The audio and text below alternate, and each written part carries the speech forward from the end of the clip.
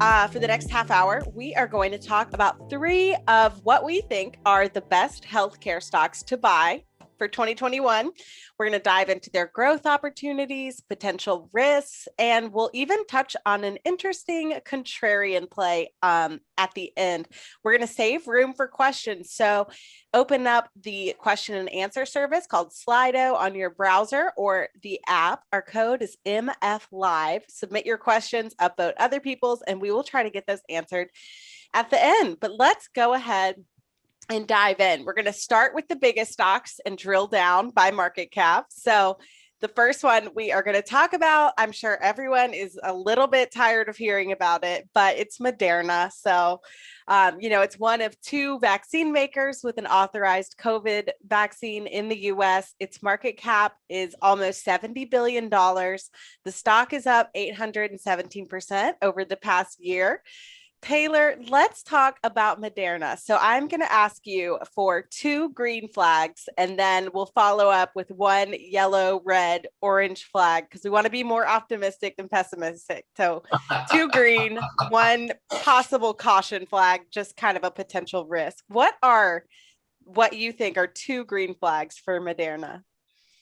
Well, to me, Moderna is the leader in mRNA vaccines. And mRNA vaccines, I mean, we've kind of seen over the last year how powerful this technology is. I mean, they were the first vaccines to market. They got their vaccines out of the lab very quickly. They got them into animal trials very quickly. And they were the first to get FDA, not approval, but emergency use authorization. Moderna and Pfizer were also an mRNA vaccine that they got from BioNTech. So, I mean, that's one thing about the mRNA vaccines. They're very fast. You can find your molecule very quickly. You can get into animal trials very quickly. And they had incredible efficacy rates. They had 95% efficacy rates. You can't complain about that. So, I mean, and people didn't know. They did not know if the technology was going to work prior to this. So this has been really the best case scenario for Moderna investors is this. It's a horrible. We're hit with a horrible pandemic situation, and Moderna, boom, nailed it, and they came out with their vaccine super quickly. And it's amazing if you think about it, actually, because they did it within a year. Historically, 7 years, 10 years to get a drug onto the market. So to find a molecule, to get it through clinical trials, to do this so quickly is really amazing. And what, the positive there is, well, if we have any other problems down the road, we have any other new viruses or new issues, it's going to be the mRNA vaccines that get to market first. I mean, because they've already proven how quickly their technology is. So that's a real big positive for Moderna investors. Is they're specialists in mRNA technology, and COVID-19 and our experience with that shows us that mRNA technology really works really well. So that's a huge green flag. I mean, just their success over the last year, I would say, is the number one green flag for Moderna investors. Yeah. And I'll add on to that. It's not like Moderna got lucky and just stumbled on, the perfect cocktail of vaccine. They have an mRNA platform. And so that platform allows them to pretty easily go back to the drawing table. So we've seen all these coronavirus variants circulating. Should there be a problem with the vaccine as is, it's not going to take a year to reformulate the vaccine to be effective against these new strains. So yeah, that phase 3 data that came out in December, huge proof of concept for mRNA in healthcare. I will also add, I think it's a little bit of an advantage that now people know what mRNA is, and maybe they don't understand, the nitty gritty. But just the fact that mRNA and RNA in general is kind of now in the public lexicon, that's a big hurdle for a healthcare company. So that will probably continue to be a tailwind. It's got that familiarity. Let's talk about Moderna beyond its COVID-19 vaccine. I think that's what your second red flag is. or I mean, green flag, Yeah, sorry. yeah. Well, I mean, you got to think about vaccines. Has always been kind of an uninteresting segment in healthcare because vaccines were very important, and we vaccinate against a lot of illnesses, polio. I mean, the list goes on and on. And we do that as babies, and it's a one and done shot. And so, almost all those drugs have come off patent. There's just no money in vaccines. The only real market in the United States and in Europe is flu. I mean, and that's a tiny market. I mean, that's a 4 or 5 billion market. So that was a concern with Moderna, is how big is their market opportunity in just vaccines, because vaccines have always been not super profitable. So a couple of points. One, the COVID-19 has shown us it maybe made vaccines more important. I mean, people have been talking about vaccines over this last year for a long time.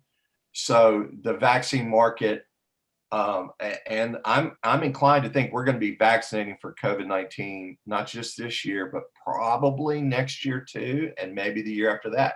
I don't think it's going to be a one and done shot because it does mutate. So I think vaccines are going to be more important than historically the market has recognized.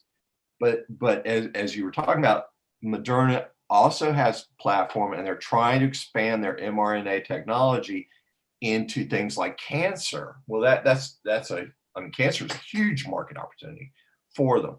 Now, being able to work against infectious diseases is something that mRNA is really good at, and we don't know how good it's going to be with cancer. I mean, that's a completely different thing. And even talking about a vaccine in cancer, well, that's not quite the same thing. I mean, you vaccinate to keep foreign bodies from invading you. That's not really how a cancer vaccine works. So it's very early, on the rest of their platform. The cancer is very early on that. So I wouldn't count on it, but it's nice to know that they are attempting to expand outside of vaccines, and that they are looking at additional opportunities. And any kind of new technology in cancer can be exciting. It's very early. I don't even think they're in phase 1 on their cancer drug yet. Well, so they have a personalized cancer vaccine that is in phase 2 trials. This is not a vaccine for you and me, average Joe. This is for people who have cancer. It's more of even though it's a vaccine, it's really more of a therapeutic, and would be used in conjunction with, chemo, radiation, the standard of care. So they've got that. Then they've got let me see if I can say this. It sounds like a dinosaur to me. Cytomegalovirus vaccine, CMV. That is a herpes virus that impacts pregnant women and the development of newborns. So that is in phase 2. Then they are testing a vaccine for solid tumors in ovarian cancer. So it does have a few things in the phase 2, but certainly nothing is a sure thing there yet. The most sure thing for Moderna is that it currently has $11 billion in contracts for its COVID-19 vaccine. And for a company that didn't have anything on the market a year ago, $11 billion, we consider something to be a blockbuster if it brings in $1 billion in revenue annually. So, this is the equivalent of going from 0 to 100 within a year. So, let's talk a little bit about any potential risks for Moderna. Taylor, do we have a yellow, red, orange flag? Yeah, a couple. One, it was very expensive. I mean, it's up to a $73 billion market cap. That's very high. And so, a question to keep in your back of your mind is how big is the market for COVID-19 going to be? Is it going to be consistent, or is it going to be like a big lump and then disappear? If it disappears from Moderna and they don't have, if they drop from 11 billion to 1 billion or less than a billion in revenues, probably their market cap is going to take a hit. So that's a question. And it's not just for Moderna, but it's a question for investors to think about in honestly, almost in every stock you have. How is COVID-19 affecting it now? How is it going to change it as we come out of this crisis, as we come out of this pandemic, as we normalize? How will this affect our different stocks that we have? And I think I have Novavax, which is another a competitor to Moderna, but it's something that every vaccine company, you got to keep in the back of your mind. Okay, what's going to happen when hopefully COVID disappears? So that would be a red flag for me, is how much of that market cap is COVID related, and how much of that revenue is going to disappear. I kind of hope it does. I would love it if it's a one and done shot, to be honest. I mean, in my vaccine company here, and Moderna, I would just love to get rid of this disease. But I do think, it's wonderful what these companies are doing. And, I think it's certainly the investors who have risked their money to put it into these vaccine stocks have done really well. And these companies have really saved the world, I think. I mean, this is a horrific disease, and we're going to vaccinate. So, I mean, but that would be my one red flag, the 73. And the other is kind of smaller. There are distribution issues with mRNA vaccines, and it is a question of, they have 30 days until the vaccine goes bad. So it's a question of, are they going to be able to get the shots into people's arms in 30 days? And that's something that's kind of the downside of mRNA technology, is it can be a little unstable, and you need to refrigerate. And Moderna's in a stronger position than the Pfizer one, because the Pfizer one has to be stored at like negative 90 degrees Fahrenheit or something. Moderna's can be just refrigerated, but they do have that 30-day window, so that there may be distribution issues with the mRNA vaccines. Yeah, so I'm going to put the CDC's vaccine tracker into the chat. So Moderna has administered 28 million. I can't tell if this is doses or people. It's doses. So 28 million doses. Meanwhile, Pfizer and BioNTech have administered almost 30 million. So Moderna basically caught up, because they were, second to getting that authorization in the US. And those numbers were very different for a while, because Pfizer and BioNTech had a head start. So It is a good sign to see Moderna, they're only 2 million doses behind Pfizer BioNTech. So that is definitely a good sign. I think last time I checked, we have about 5% of the US population fully vaccinated at this point.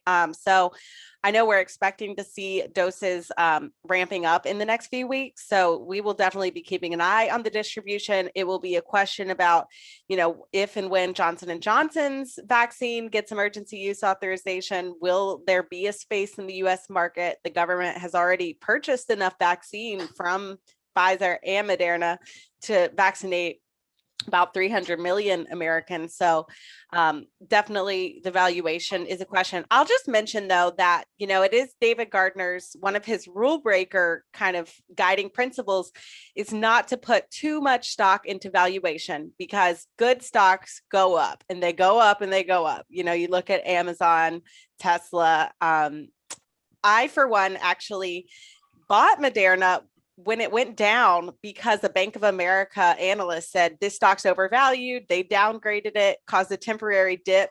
So you can use that valuation element to your advantage. That's how I became a Moderna investor. Nice. Yeah. Have you done well, Corinne? What was I am up like $30. I only bought one share. I didn't want to sink too much in, because I am, it's risky, but I bought it 145. It's at like almost 180 now. It's important to pay attention to valuation, but you shouldn't let it keep you from buying good stocks, because good stocks are going to go up over time. We're playing the long game. Let's talk about Teladoc, Taylor. So, of course, this is the virtual health leader. It did a splashy merger with Livongo, which is a remote patient monitoring company. That closed in the fall. Teladoc's market cap is 41 billion. Its stock is up 144% over the past year. Let's get two green flags for Teladoc.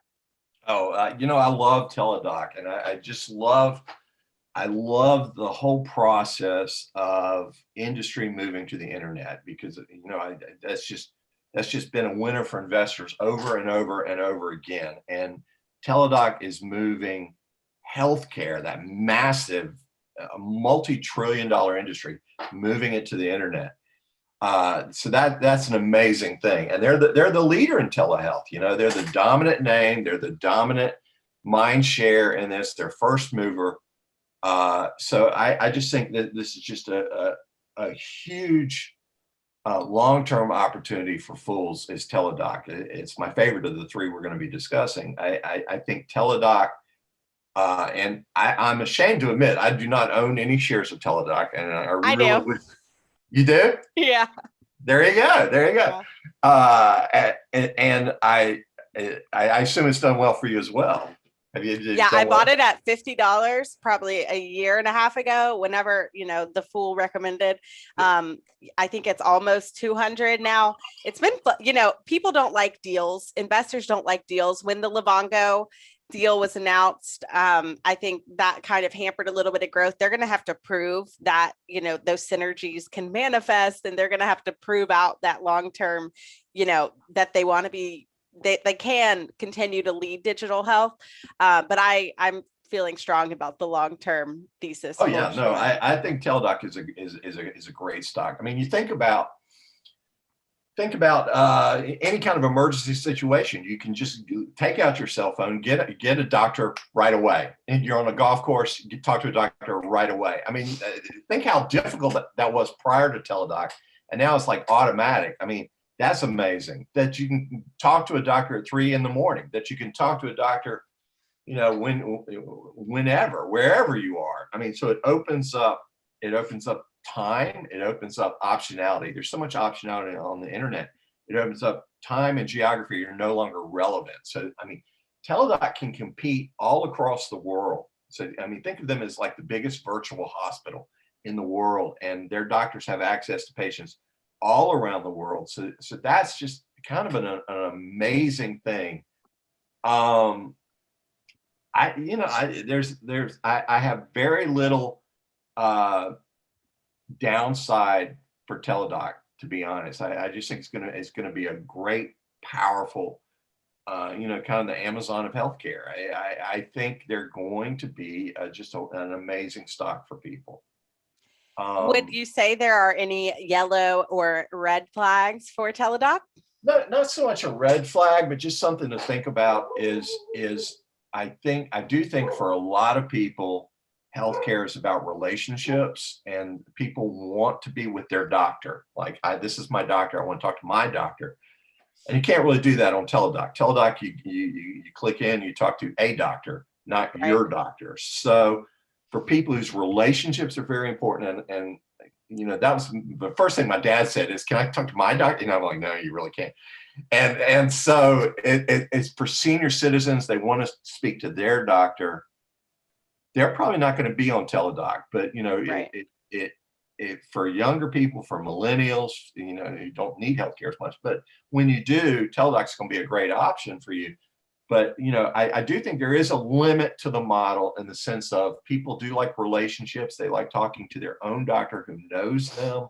It just gives them a consistency in treatment and in knowledge, and they don't have to explain everything. So I do think that is a limitation on the business. Is there are some elements that, I mean, there's clearly some parts of healthcare they're not going to move online, and they're not going to, that being quicker and faster doesn't actually help. I mean, so it's not an unlimited market opportunity, but I would just think about that too. And it's kind of hard to put a number on it, or to but that would be kind of a caution flag I have, is that and one of the other thing too, I do think when we get this virus under control and things open up again, there will probably be a pullback in Teladoc shares, and Zoom too, I would think.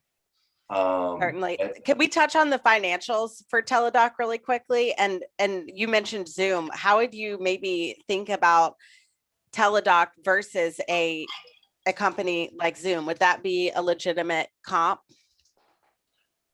Well, as far as competition, I don't think Zoom is going to take market share from Teladoc. I think Teladoc has a very strong brand advantage, and I don't think Zoom does. I would have to see it to believe it. I mean, just the fact that people use Zoom is not quite the same thing as I want to talk to a doctor. Let me go to Zoom. I mean, that's they'd have to set that up and set up that business. They'd have to get a network of doctors. So I don't see Zoom. I mean, they made noises about it, but I don't see them.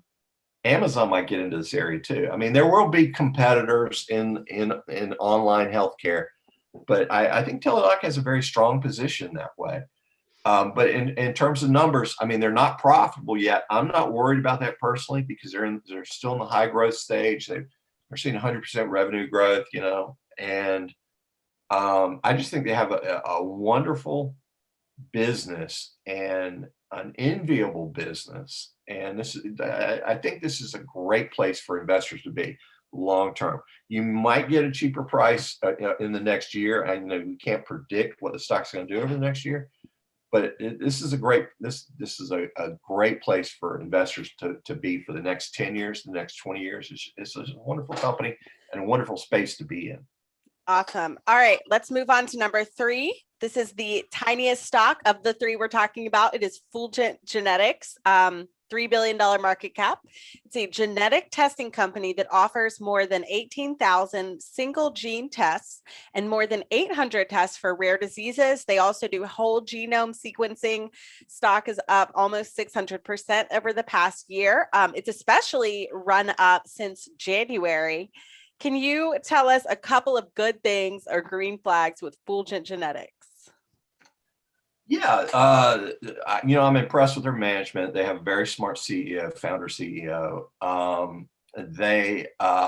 They're almost all. I think it's both a positive and a negative. Is almost all of their revenue right now is COVID-19 related. So I mean, they have a COVID-19 at-home test, which is a very strong revenue growth driver right now, where you can test at home for COVID. And it's, the testing is very important because you can have symptoms, you can have a hacking cough and you don't know, do I have COVID or do I have a cold? You can have a fever and you don't know, do I have a flu or do I have COVID? I mean, so there people want to know what they have. And Fulgent's tests are very high end.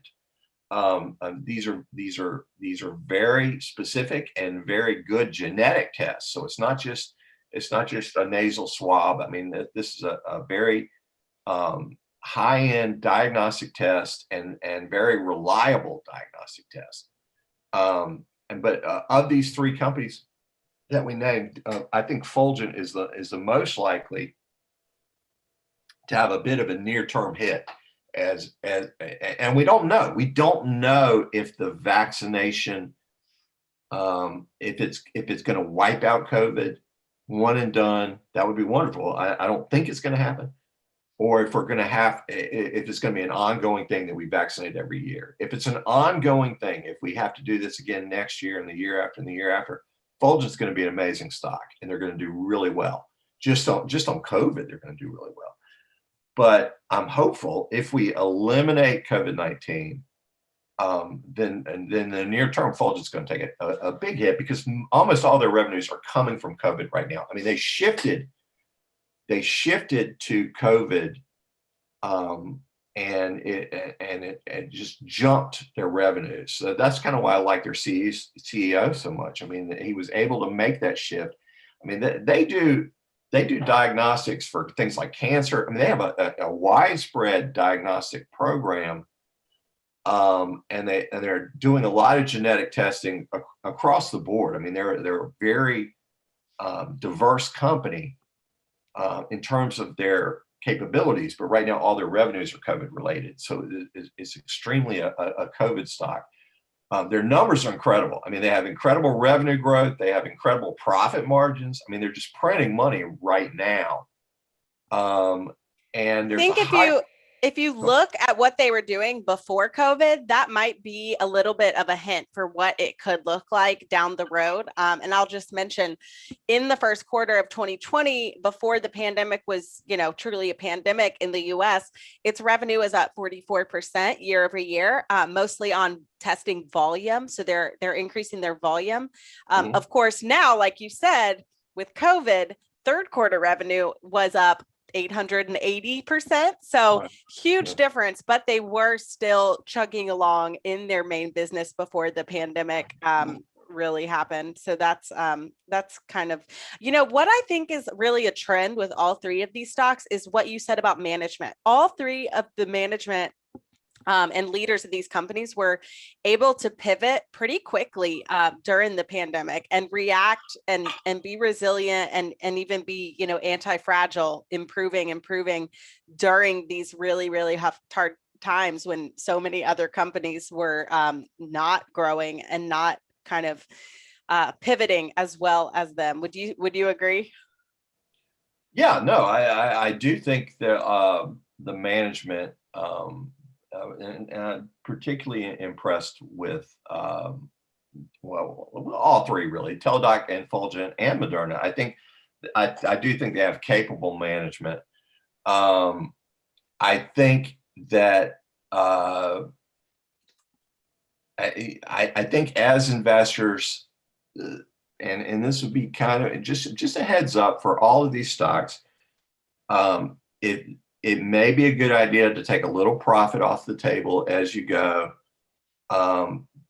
precisely because COVID-19 is kind of warping has kind of warping their revenues and their earnings, and there's been a big lump, and so there's a lot of unknowns. I just want to stress that there's a lot of unknowns here in these three, and near-term unknowns, because we don't know if COVID is going to go away or if it's going to be with us, over the next decade. If it's going to be like the flu, and it's a question of whether the mutation of COVID. So that's something for investors to keep in the back of your mind. The safest of these three, in my opinion, is Teladoc Health. Yeah. And that is the safest and probably the strongest investment of these three over the next 10 years. All right, before we wrap up, Taylor, let's share our one under the radar pick for investors who do have a nice healthy tolerance for risk. Okay. Well, that's great. Let's talk about this. This is a company. It's Optimize RX, and their ticker is OPRX. Optimize RX. So really quickly, they are upending the business of selling pharmaceuticals to physicians. So you have drug reps who go to physicians' offices, and they're basically, I think, let's see if I can remember how many there are. 80,000 pharmaceutical sales reps. Okay. And there are 800,000 prescribing physicians. So they're trying to grab like 10 minutes of these doctors' day to sell their drugs. And it's been the historic method of selling drugs. Well, Optimize RX, what they're doing is they are shifting this business. They're using the internet to shift this business to online. And they have a network of electronic health records providers. And electronic health records are what your doctor's looking at on their cell phone or their tablet when they talk to you. A doctor spent about 6 hours a day looking at electronic health records, and Optimize RX has figured out a way to market pharmaceuticals via electronic health records, and that is where they're shifting this business. It's a $20 billion segment of healthcare, selling pharmaceuticals to doctors, and Optimize RX is shifting that online. So I'm very excited about the stock. It's a small cap. It's a $1 billion company, 100% revenue growth, and it's small and it's unknown. The stock, I think it was a 4-bagger last year, 4 or 5 baggers. So it's done really well. Excited about long-term opportunity. It's like a mini Teladoc Health. So instead of changing how we talk to physicians, you're changing how pharmaceutical companies talk to physicians.